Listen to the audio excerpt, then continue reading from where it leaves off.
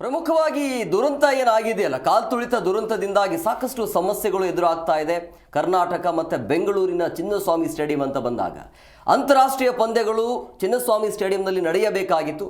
But ಈ ತನಿಖಾ ಹಂತದಲ್ಲಿ ಇರುವಂತಹ ಕಾರಣಕ್ಕಾಗಿ ಇಲ್ಲಿ ನಡೆಯಬೇಕಾಗಿರುವಂಥ ಪಂದ್ಯಗಳನ್ನು ಈಗ ಬೇರೆ ಕಡೆಗೆ ಶಿಫ್ಟ್ ಮಾಡಲಾಗ್ತಾ ಇದೆ. ಭಾರತ ಎ ಮತ್ತು ಸೌತ್ ಆಫ್ರಿಕಾ ಎ ತಂಡಗಳ ನಡುವೆ ಇಲ್ಲಿ 3 ODI ಪಂದ್ಯ ನಡೆಯಬೇಕಾಗಿತ್ತು. ಆದರೆ ಸದ್ಯಕ್ಕೆ ಇದಕ್ಕೆ ಅವಕಾಶ ಬೇಡ ಅಂತೇಳಿ. ಯಾಕೆ ಅಂತ ಹೇಳಿದ್ರೆ ಈ ಸಂಭ್ರಮಾಚರಣೆ ಮಾಡುವಂಥ ಸಂದರ್ಭದಲ್ಲಿ ಏನು ಆಗಿದೆಯಲ್ಲ, ಕಾಲು ತುಳಿತದಿಂದಾಗಿ 11 ಜನ ಏನು ಪ್ರಾಣವನ್ನು ಕಳೆದುಕೊಂಡಿದ್ದಾರಲ್ಲ, ಸೊ ತನಿಖಾ ಹಂತದಲ್ಲಿ ಇರೋ ಕಾರಣದಿಂದಾಗಿ ಸದ್ಯಕ್ಕೆ ಬೇಡ ಅನ್ನುವಂಥ ನಿರ್ಧಾರಕ್ಕೆ ಬಂದಿದ್ದಾರೆ. ಜೊತೆಗೆ ಚಿನ್ನಸ್ವಾಮಿ ಸ್ಟೇಡಿಯಮನ್ನು ಬೇರೆ ಕಡೆಗೆ ಶಿಫ್ಟ್ ಮಾಡಬೇಕು ಅನ್ನುವಂಥ ಚರ್ಚೆಗಳು, ಆಗ್ರಹಗಳು ಕೂಡ ಕೇಳಿ ಬರ್ತಾ ಇವೆ. ಸೊ ಒಟ್ಟಿನಲ್ಲಿ ಒಂಥರ ಕರ್ನಾಟಕಕ್ಕೆ ಚಿನ್ನಸ್ವಾಮಿ ಸ್ಟೇಡಿಯಂಗೆ ಕಪ್ಪು ಚುಕ್ಕೆನೆ ಅಂತಾನೂ ಕೂಡ ಹೇಳ್ಬೋದು ಈ ತರ ಬೆಳವಣಿಗೆ. ಇಲ್ಲೊಂದು ವಿಚಾರವನ್ನ ನೀವು ಗಮನಿಸಬೇಕು. ಬಿದ್ದಾಗ ಆಳಿಗೊಂದೊಂದು ಕಲ್ಲು ಅಂತಾರಲ್ಲ, ಆ ವಿಚಾರ ಇಲ್ಲಿ ಪದೇ ಪದೇ ನೆನಪಿಗೆ ಬರುತ್ತೆ. ಮ್ಯಾಚ್ ಇರೋದು ನವೆಂಬರ್ 13ರಿಂದ 19ರವರೆಗೆ, ಇನ್ನೂ ಸುಮಾರು ದಿವಸ ಇದೆ, ಸುಮಾರು ತಿಂಗಳುಗಳ ಕಾಲ ಟೈಮ್ ಇದೆ.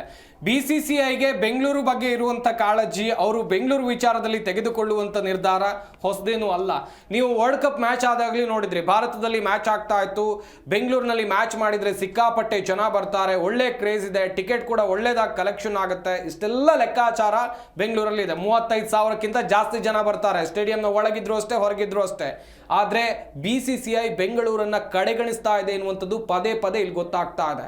ನವೆಂಬರ್ಗೆ ಮ್ಯಾಚ್ ಇದೆ, ಅಲ್ಲಿ ತನಕ ತನಿಖೆ ಆಗುತ್ತಾ? ಹಾಗಾದ್ರೆ ಓಕೆ, ಸ್ಥಳ ಮಾಜೂರು ಪ್ರಕ್ರಿಯೆಯನ್ನು ಮಾಡ್ಬೋದು.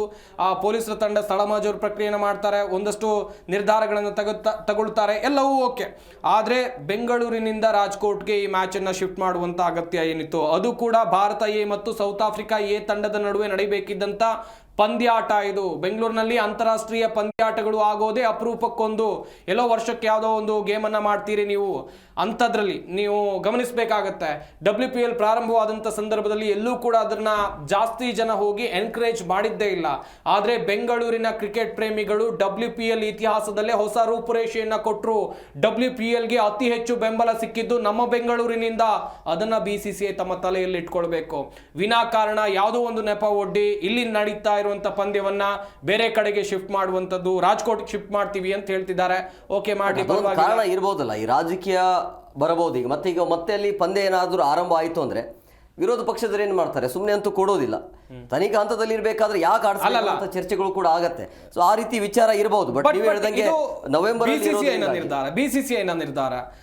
BCCI ನಿರ್ಧಾರ ಯಾವ ರೀತಿಯಾಗಿದೆ, ನೀವು ವರ್ಲ್ಡ್ ಕಪ್ ಮ್ಯಾಚ್ ಆದಾಗ ನೋಡಿದ್ರೆ ಎಲ್ಲಾ ಕಡೆಯಲ್ಲಿ 2-3 ಪಂದ್ಯಗಳನ್ನು ಆಡಿಸಿದ್ರು. ಮುಂಬೈನ ವಾಂಕಡೆ, ಬೇರೆ ಬೇರೆ ಕಡೆಗಳಲ್ಲಿ. ಬೆಂಗಳೂರಿನಲ್ಲಿ ಆಡಿಸಿದ್ರು ಯಾರ ವಿರುದ್ಧ, ಯಾವುದೋ ಒಂದು ತಂಡದ ವಿರುದ್ಧ.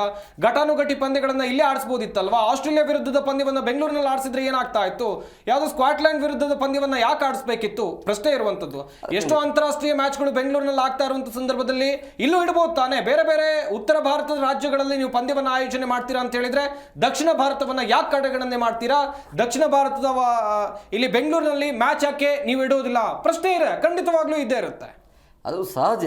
ಬಟ್ ಆದರೆ ಅದು ಈ ರೀತಿಯ ತನಿಖಾ ಹಂತದಲ್ಲಿ ಇರುವಂಥ ಒಂದೇ ಒಂದು ಕಾರಣದಿಂದಾಗಿ ಮಾಡಿರಬಹುದು. ನೀವು ಹೇಳಿದಂಗೆ ಸುಮಾರು ಟೈಮ್ ಇದೆ. ನವೆಂಬರ್ ಅಂತಂದರೆ ಈಗ ಜೂನು, ಒಂದು 3-4 ತಿಂಗಳ ಇರುವಾಗಲೇ ಈ ರೀತಿಯ 5 ತಿಂಗಳಿದೆ, ಇನ್ನು 5 ತಿಂಗಳ ಇರುವಾಗಲೇ ಈ ರೀತಿಯ ನಿರ್ಧಾರ ತೆಗೆದುಕೊಂಡಿದ್ದು ಓಕೆ. ಆಮೇಲೆ ಚಿನ್ನಸ್ವಾಮಿ ಸ್ಟೇಡಿಯಂ ಚಿಕ್ಕದಿರೋದ್ರಿಂದಾಗಿ, ಆಮೇಲೆ ಈ ಭಾರತ ಎ ಮತ್ತು ಸೌತ್ ಆಫ್ರಿಕಾ ಎ ಅಂತ ಹೇಳಿದಾಗ ಏನು ಅಷ್ಟೊಂದು ತುಂಬಿ ತುಳ್ಕೋದಿಲ್ಲ ಜನ, ಖಂಡಿತ. So but ಮಾಡಬಹುದಾಗಿತ್ತು. ಬಟ್ ನೋಡಬೇಕು ಅದರ ಯಾವ ರೀತಿಯಾಗಿ ಇದ್ರ ಬಗ್ಗೆ ಸ್ಪಷ್ಟನೆಯನ್ನು ಕೊಡ್ತಾರೆ ಅಂತೇಳಿ.